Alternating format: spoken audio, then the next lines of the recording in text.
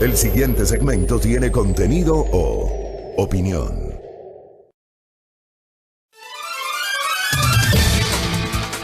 Muy bien, 6:22 en la mañana. Gracias por la sintonía, gracias por los saludos, gracias por los primeros comentarios que ya recibimos justamente por parte de nuestra amable audiencia. Estamos generando nuestra habitual transmisión en vivo a través del Facebook Live por las fanpages de A Primera Hora y de Majestad FM. Conéctense, nos pueden seguir en audio y video e igualmente si se pierden el programa, si se pierden alguna entrevista, si se pierde nuestra opinión, pues no importa, ustedes más adelante las pueden encontrar todo el material generado aquí en este espacio de noticias en nuestro canal de YouTube, en el canal YouTube de A Primera Hora. Allí constan justamente nuestros programas completos, nuestra opinión y también nuestras entrevistas. Cordialmente invitados a suscribirse. Nuestra cuenta Twitter también @aprimera_hora_es por la señal de Majestad Radio. Algunos temas para comentar en este viernes, cerrando una semana de labores. Permítame retomar un tema que ya lo comenté ayer. Cuando hice el comentario en la mañana, no había logrado ver la mayor parte de la entrevista que el periodista Anderson Boscan le había hecho al aperito del caso Sobornos 2012-2016. De modo alguno, es una crítica al trabajo periodístico, es una crítica al rol del aperito. E insisto, como lo mencioné ayer, es apenas una opinión de quien les habla. Desde mi particular punto de vista, desde mi modesta opinión, un perito, por su propia naturaleza, al igual que un fiscal, al igual que un juez, deben abstenerse de emitir declaraciones a los medios de comunicación sobre casos que están siendo procesados, que están siendo materia de investigación, que están en curso, al menos hasta que no haya una decisión que implique justamente una sentencia o tal vez una absolución, una decisión por parte de la Administración de Justicia. Yo escribía ayer en mi cuenta Twitter, dando continuidad justamente a lo que ya mencioné y opiné en la mañana. Se supone que el trabajo de un perito es netamente técnico. Esa es la naturaleza de un perito. El perito se encarga del peritaje, de que con su conocimiento técnico, con su experticia, tal vez con su trayectoria en diversas ramas, contribuye a esclarecer una investigación con herramientas que no las poseen ni los jueces ni los fiscales. El trabajo del perito es netamente técnico. No es un trabajo de un abogado, no es un trabajo político, es un trabajo técnico. Yo decía ayer que se supone que el trabajo de un perito es netamente técnico y que por ello su opinión debe garantizar imparcialidad, porque puede ser decisiva en el curso de un proceso judicial. Bajo esa lógica, preguntaba, y traslado esa pregunta a esos micrófonos, ¿cabe que un perito o una perito brinde declaraciones públicas a la prensa e incluso hable de política?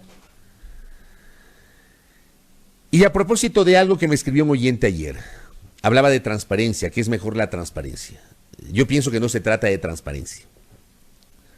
Fiscales, jueces o peritos deben abstenerse de brindar declaraciones a la prensa sobre la naturaleza del tema que están investigando, porque rompen el principio de objetividad y de imparcialidad, y allí sí, en los temas judiciales, se aplica la objetividad y la imparcialidad. Se rompe ese principio al brindar declaraciones a la prensa cuando un proceso judicial no está aún cerrado. Insisto, es la opinión de quienes habla. Y yo recuerdo, cuando escribía los tweets, o mientras escribía estos tweets, se me vino a la mente una experiencia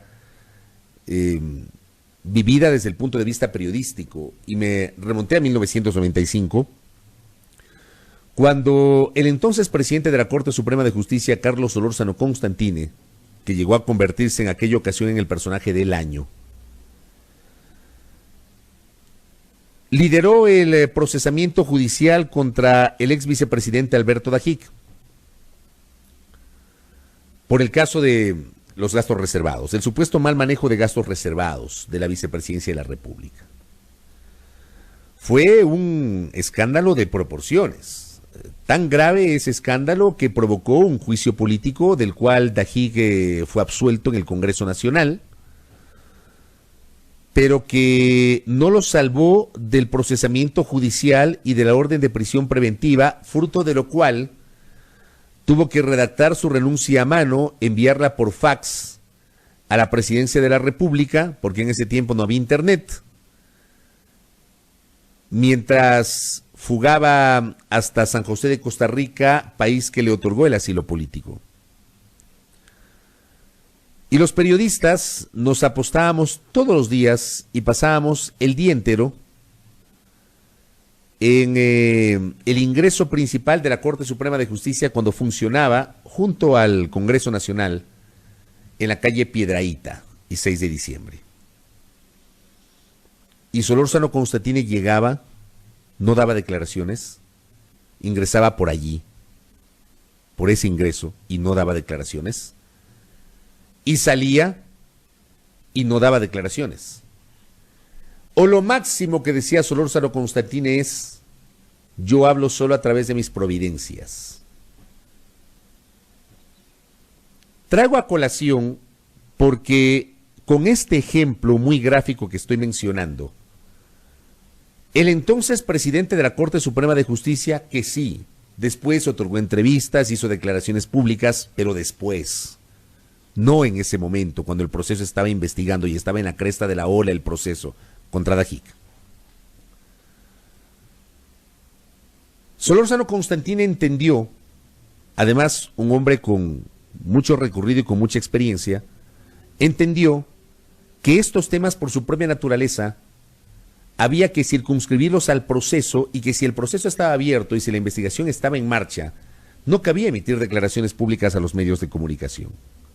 Y Solórzano nos decía y nos repetía todos los días: yo hablo a través de mis providencias. Y se limitaba, si es que daba alguna declaración, específicamente a circunscribirse en el contenido de la providencia sin hacer un juicio de valor.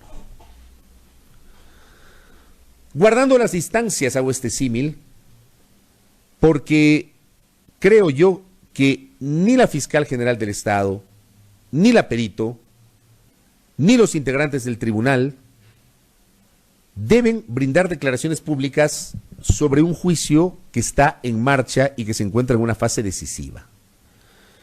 Y esto quiero insistir porque, claro, uno cuando escribe o dice estas cosas siempre recibe cualquier desaguisado, pero así es esto. Hay gente que respalda y hay gente que cuestiona o que critica lo que uno dice. Esta no es una defensa a ningún procesado. Es una defensa a la naturaleza del debido proceso. El hecho, además, de que la mencionada perito haya dado declaraciones no es culpa de los medios ni de los periodistas, es culpa de ella. Porque además en esas declaraciones devela que evidentemente tiene un sesgo, de suyo tiene un sesgo que debió habérselo guardado por el trabajo que estaba desempeñando. Pienso que la perito, al haber brindado declaraciones públicas e inclusive mencionar cosas anecdóticas, como que es seguidora de una cuenta Twitter que publica chistes o parodias o memes en contra de una corriente política en particular, terminan siendo cosas anecdóticas que sí inciden dentro del imaginario de la gente sobre la imparcialidad que debe tener en el curso de su pericia. Pero digo, es apenas una opinión de quien les habla. Yo en lo personal, créanme, no estoy de acuerdo con que una persona que está dentro del proceso y que a quien se le encargó un tema específico netamente técnico empiece a brindar declaraciones a la prensa e inclusive hablando de temas políticos. Para mí eso ya rompe un principio elemental de seriedad y de imparcialidad en este proceso.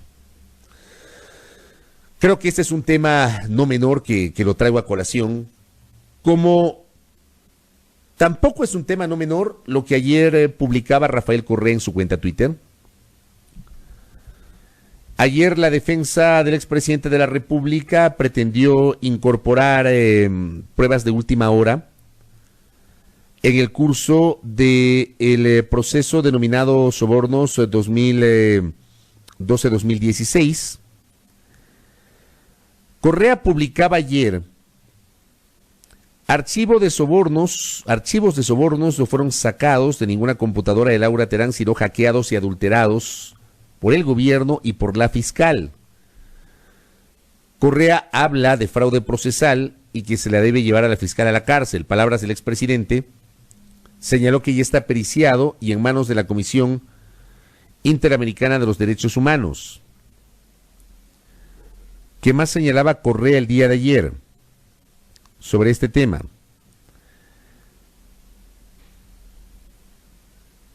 Ese tema fue llevado justamente al desarrollo del proceso por parte del abogado Fausto Jarrín Terán, quien patrocina su defensa. Fausto Jarrín decía: no hay archivos verdes, la trama fue creada por el Centro de Inteligencia.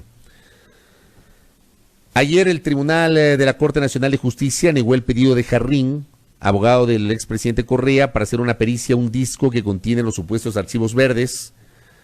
El doctor Jarrín había pedido la incorporación de prueba nueva para demostrar que no hay archivos verdes y que la trama fue creada por el Centro de Inteligencia Estratégica.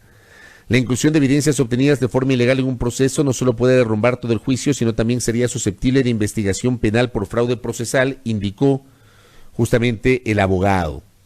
Una pericia efectuada por la empresa colombiana Dalit que revela que los archivos fueron hackeados y adulterados y, lo más importante, que no fueron extraídos de la computadora de Laura Terán. Ese tema fue negado ayer por el tribunal. Además que la Fiscalía y la Procuraduría no aceptaron que se incorpore este tema y que se haga una pericia. Creo que es importante, más allá de que esta termina siendo una decisión del tribunal, creo que es importante que este tema se aclare y que este tema sí sea sujeto a una pericia, inclusive para demostrar si tienen o no la razón. Amigos y amigas, independientemente de lo que se resuelva, como siempre he dicho en estos micrófonos, la decisión que se tome sobre este proceso judicial, cualquier decisión que se tome, cualquiera, culpabilidad, con sentencia penal condenatoria o declaratoria de inocencia y consecuentemente absolución, cualquier decisión que se tome en este juicio debe estar apegada a derecho y debe garantizar al país que se cumplan con todos los pasos vinculados a la investigación a fin de que no queden dudas sobre la decisión que tomen después los jueces. Digo, lo que abunda para el caso de una investigación no debería molestar. Y aunque el tribunal ayer negó el análisis y la incorporación de estas pruebas nuevas, según la defensa de Correa, creo yo que no es un tema menor, y por la transparencia que debe tener este proceso, por la naturaleza, porque es probablemente el proceso judicial más complejo de los últimos tiempos. Algunos inclusive lo han llamado el juicio del siglo, o el juicio de la historia, no sé si llega a tanto. Pero es sin duda el proceso judicial más importante de los últimos tiempos, por esa propia naturaleza, porque en ese juicio está vinculado un expresidente y un exvicepresidente de la República, porque en ese proceso están vinculados personajes que formaron la cúpula del gobierno anterior y que eran parte del entorno presidencial de la época. Por esa propia naturaleza, este proceso judicial, amigos y amigas, no debe tener un ápice de duda, sea cual fuere la resolución de la Administración de Justicia. A mí no me corresponde decir como periodista, a los periodistas no nos corresponde decir si lo que dice Correa es cierto o no, o si lo que dice la fiscal es cierto o no, o si lo que dice la perito es cierto o no, o si lo que dicen los jueces es cierto o no, o si lo que dicen los empresarios es cierto o no. Nos corresponde, sí, recoger esa información, difundirla a nuestra audiencia, en el género de opinión comentarla, pero no podemos nosotros señalar, porque no somos ni los jueces ni los fiscales, señalar si es verdad o no, sino apoyarnos en lo que resuelva la Administración de Justicia. Es una opinión de quienes hablan. En esa opinión, al menos, yo manejo una postura totalmente irrenunciable que ustedes han escuchado casi todos los días. Los periodistas no somos ni jueces ni fiscales, y los sets de televisión y las cabinas de radio no son ni tribunales ni juzgados. Para eso están las cortes. Para eso está el edificio de la avenida Amazonas y Unión Nacional de Periodistas. Miren ustedes, paradójicamente el edificio queda en la calle UNP. Para eso está ese edificio, porque allí están los jueces y allí es donde se desarrollan las audiencias. Pero digo, lo que abunda no debería molestar. Investiguen esa prueba. Y si esa prueba no sirve, pues deséchenla, pero luego de un proceso, luego de una pericia. Deberían hacerlo. Porque este proceso, insisto, debe garantizar la total transparencia y que se pueda llegar a la verdad. Y si efectivamente hubo irregularidades, si efectivamente existe esto que se ha denominado una estructura criminal, si efectivamente el expresidente lideró esa estructura criminal, que eso se pruebe en derecho y que se juzgue en derecho. Que no queden dudas sobre los principios del debido proceso que deben garantizar los jueces en el curso de esta audiencia de juicio que todavía no termina. Así que evidentemente estamos expectantes del desarrollo del caso Sobornos 2012-2016. Y hay un tema adicional que me permito comentar, amable audiencia. Dimos lectura a la nota que publica el portal Primicias. El Estado ha admitido que es imposible hoy vender los medios de comunicación incautados. Como antes ocurre hoy y se le vende humo a la gente respecto de la incautación de los medios y del manejo de los medios de comunicación que se les incautó a los hermanos William y Roberto Isaías Dazún. Yo trabajaba en TC Televisión cuando la madrugada del martes 8 de julio del año 2008 se generó un gran operativo liderado por varias autoridades con el apoyo de la Policía Nacional en las instalaciones de los medios de comunicación que eran de propiedad de los hermanos Isaías. TC Televisión, Gamavisión, Cablevisión, las radios, Carrusel, Superca 800, La Prensa, etcétera. Esos medios y cerca de 200 empresas fueron incautadas con el argumento de que había una deuda de los hermanos Isaías tras la quiebra del Filambanco. Refrescar un poquito la memoria de nuestra audiencia. Filambanco pasa en los primeros días de diciembre de 1998 a manos del Estado y no pasa cerrada sus puertas. Los Isaías entregaron el banco al Estado. El Estado argumentaba que los Isaías y el Filambanco le debían recursos de créditos de liquidez otorgados por el Banco Central en aquella época. El banco pasa a manos del Estado. El banco funcionaba con la misma figura del Banco del Pacífico hoy, pero tras la fusión con Banco La Previsora, Filambanco quebró y cerró sus puertas en el año 2001. Esto ha generado un larguísimo litigio, que incluso llevó a que los hermanos Isaías abandonen el país. Ellos son parte de un procesamiento judicial y de una sentencia en el Ecuador.